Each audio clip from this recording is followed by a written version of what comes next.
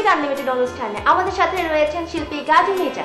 ভাইয়া, আপনি তো পেশায় একজন ডক্টর, সারাক্ষণই কাটাছেঁড়া নিয়ে ব্যস্ত থাকতে হয়।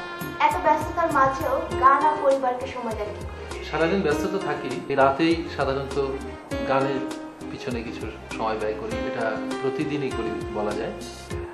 আর সপ্তাহে একদিন তো ছুটি নেই, সেদিন ফ্যামিলিকে সময় দিতেই হয়। কদিন আগে আপনার একটি আধুনিক গানের অ্যালবামও বাজারে এসেছে, ও মেয়ে বলে যাও, চমৎকার অ্যালবামের নাম। এই অ্যালবামটি সম্পর্কে আমাদের দর্শকদের একটু বলুন। এটা আমার সপ্তম একক অডিও অ্যালবাম। তো এটা যে গানগুলো আছে এটা আধুনিক, একটু ব্যান্ড স্টাইলের কিছু ফোক এইভাবে করা, এবং সবগুলো সুর আমার নিজের।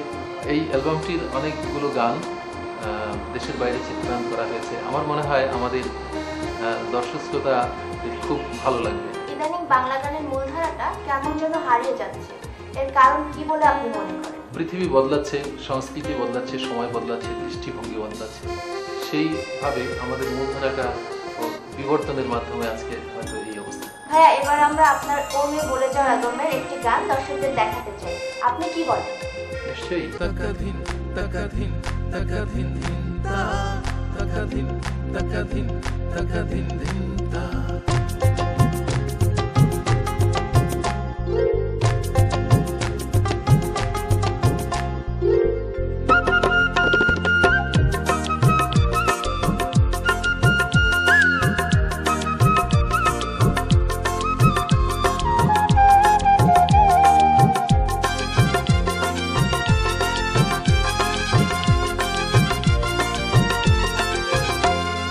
রাত পিয়নে দিয়া গেল তোমার চিঠির খাম, তকদিন তকদিন তকদিন ধিনতা।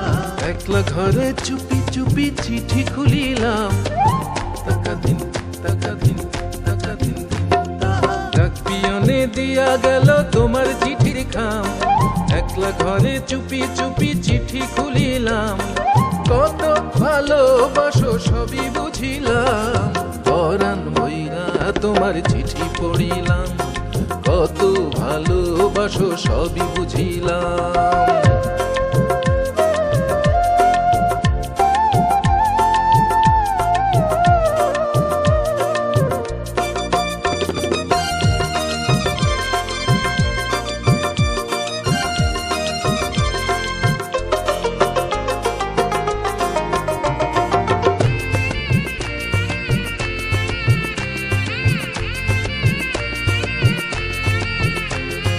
কন্যা তোমার চিঠির মাঝে মুখখানি ভাসে, সোনা মুখখানি ভাসে।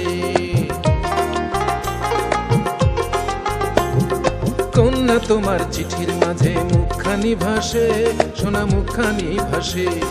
যাইয়া থাকি সে মুখ পানে, মনটা জানে প্রাণটা জানে, হৃদয় উজাড় কইরা তোমায় ভালোবাসিলাম। পরাণ বইরা তোমার চিঠি পড়িলাম, কত ভালোবাসো সবই বুঝিলাম।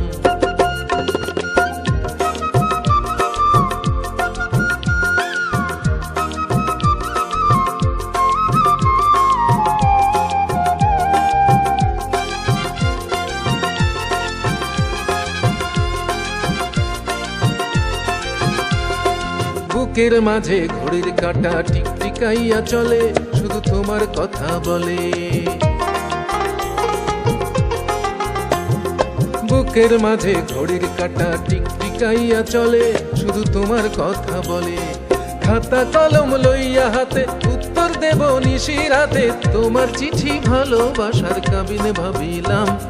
পরাণ ভইরা তোমার চিঠি পড়িলাম, কত ভালোবাসো সবই বুঝিলাম। ডাক পিয়নে দিয়া গেল তোমার চিঠির খাম, একলা ঘরে চুপি চুপি চিঠি খুলিলাম।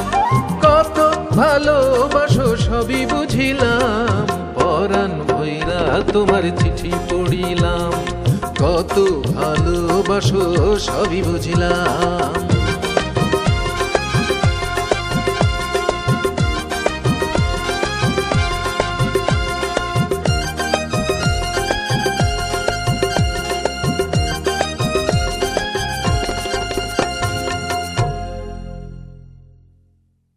ইন্ডাস্ট্রিতে পাইরেসি অনেক দিনের বড় একটি সমস্যা। এটা বন্ধের উপায় কি বলে আপনি মনে করেন? আমার যেটা মনে হয়, সরকার যদি অডিও প্রোডাকশনের পরে কিছু নিয়ন্ত্রণ করেন, বিশেষ করে অডিও ক্যাসেট, সিডি, ভিসিডি এগুলোর পরে ব্যান্ডরোল প্রথা থাকে। আরেকটা হচ্ছে যদি দেশের বাইরের কোনো প্রোডাক্ট হয় সেগুলোকে যদি 200-300% ট্যাক্স করে দিয়ে ব্যান্ডরোল প্রথা চালু করা হয়, আমার মনে হয় অডিও শিল্প রক্ষা পাবে এবং পাইরেসি বন্ধ হবে।